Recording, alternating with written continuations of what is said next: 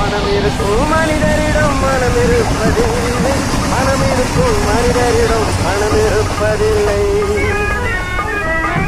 பணம் படைத்த வீட்டினிலே பந்தரெல்லாம் சொந்தம். பணம் இல்லாத மனிதருக்கு சொந்தம் எல்லாம் துன்பம். புத்தியுள்ள மனிதனெல்லாம் வெற்றி காண்பதில்லை. வெற்றி பெற்ற மனிதரெல்லாம் புத்திசாலி இல்லை. புத்திசாலி இல்லை.